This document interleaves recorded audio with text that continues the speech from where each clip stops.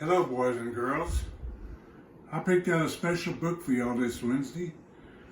Sunday will be Palm Sunday, and I thought book would be neat. It's called The Donkey That No One Could Ride by Anthony DeStefano, illustrated by Richard Condrell.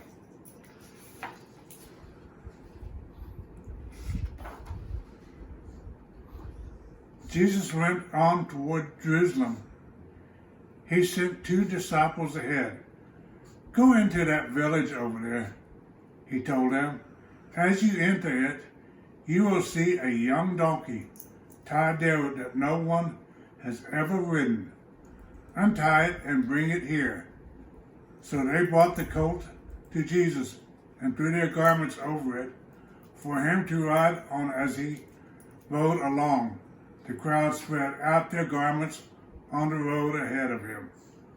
All of his followers began to shout and sing as they walked along, praising God for all the wonderful miracles they had seen. Blessings on the King who comes in the name of the Lord. Peace in heaven and glory in highest heaven. Luke 19:28-38. There once was a donkey, young, weak, and small. So weak, he could carry nothing at all. Even when children sat on his hide, he'd wobble and tumble and fall on his side.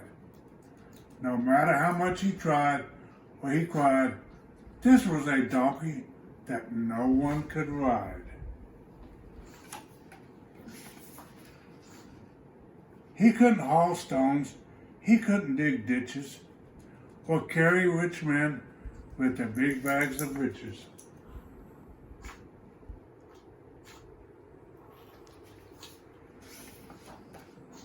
He couldn't pull carts with huge bales of hay.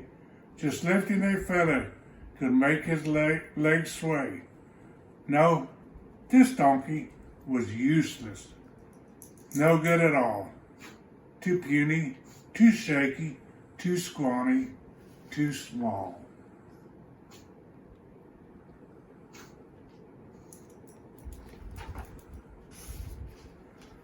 Now, the donkey's owner was quite mean and tough.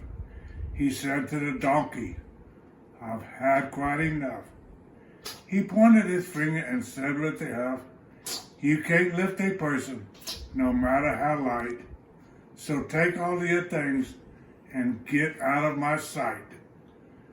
Go away from here, donkey. Go away and just hide. What use is a donkey that no one can ride?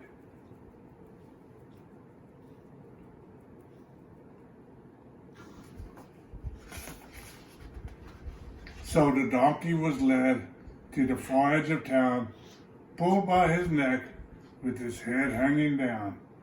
He was tied to a post on a small dusty road and left all alone while his tears overflowed. Left all alone and wondering why. He was born to be weak and born to be shy and born to be frightened and born to cry. Just then 2 men appeared alongside the post in the village where the donkey was tied. They came without warning on that fateful day. They came and untied him and took him away. The donkey was frightened. He said to the men, where are we going? And then said again, where are we going?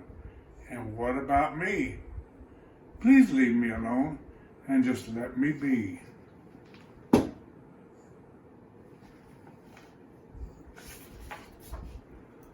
Keep quiet, the men said. We mean you no harm. Just follow us quietly. No cause for alarm. They walked on the miles and miles until they got to a town at the foot of a hill. At the foot of the hill stood a man, tall and thin, wearing a cloak and a beard on his chin. He had eyes that seemed sad and longish dark hair, and a voice soft and gentle that floated on air. He said to the donkey, "It's time that you knew about the great thing that you are destined to do. You'll carry me into the city. We two into the city. I'll ride on top of you."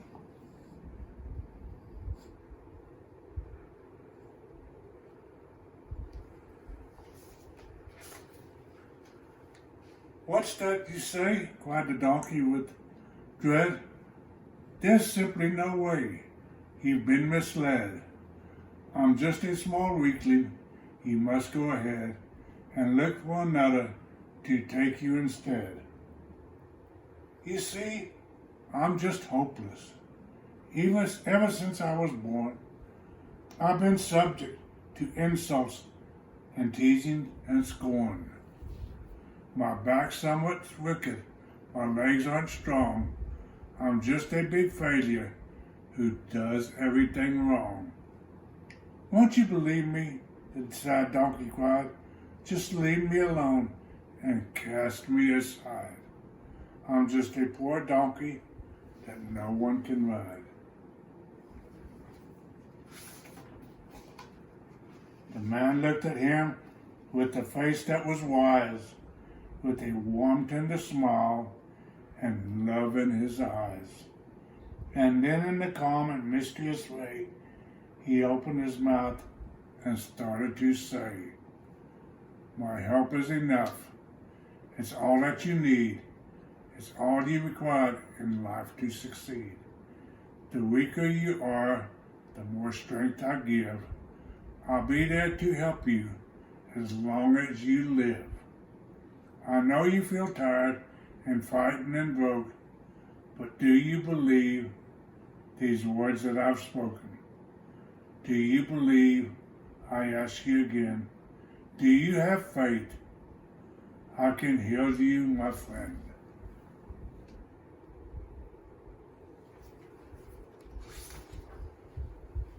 For some reason, the donkey was sure that he knew the words the man spoke were honest and true. They were said with such kindness and caring and love. It seemed that they came from heaven above. The donkey burst out, "I believe that it's true. I believe he repented. I believe, yes, I do." The man stretched his hand out and closed both his eyes. And then, to the little donkey's surprise, he felt a sensation he couldn't control, from top of his head right down to his soul.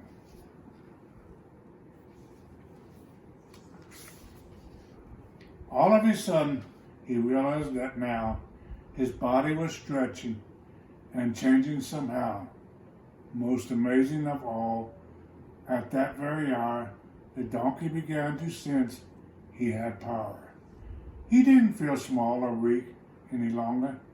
Instead, he felt strong and stronger and stronger.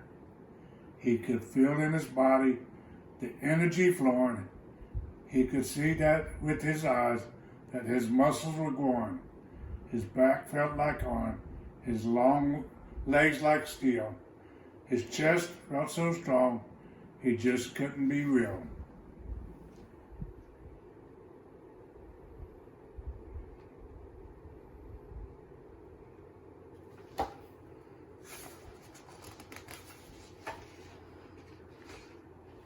"It's a miracle. A miracle," the donkey cried out. "A miracle. A miracle beyond any doubt." In order to show all the thanks that he felt, the donkey bowed his head down and knelt in front of the man who had made him so strong, with a beard on his chin and hair that was so long. The man looked upon him with sorrowful eyes, then sat on his back and told him to rise. "We're bound for that city that's west of the hill. I have a great mission I need to fulfill." The donkey got up. His tears had all dried. With big bulging muscles, he started to stride. No longer a donkey that no one could ride. Now he had the courage and power and pride. He started to stride. He started to run. He couldn't believe he was just having such fun. With a clippity-clop and a clippity-clop, he kept right on going with no need to stop. But as they drew near to the gates of this town, the donkey could hear a very strange sound. The curious noise made him perk up his ears. What could it be? It sounded like cheers.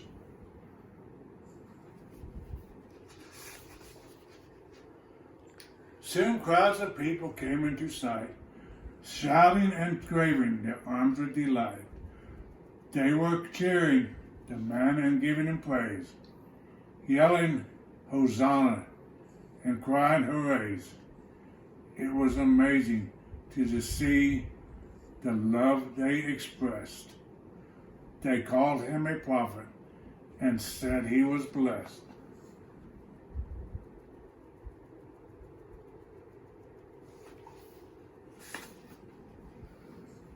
In front of the donkey, they threw with their arms flowers and garments and branches and palms.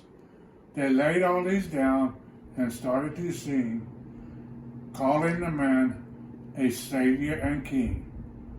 The donkey was happy, gone were his tears.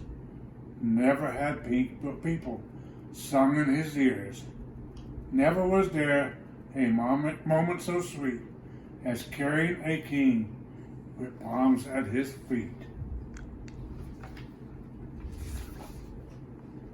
And all his life after that, the donkey rejoiced that the king had made such a wonderful choice. To help with the greatest mission of all, the king used a donkey, young, weak, and small.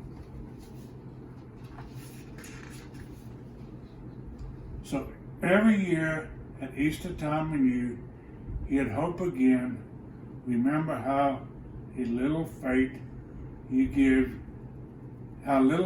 can give you strength, and then gather all your friends around and tell the tales of when a tiny donkey carried God into Jerusalem.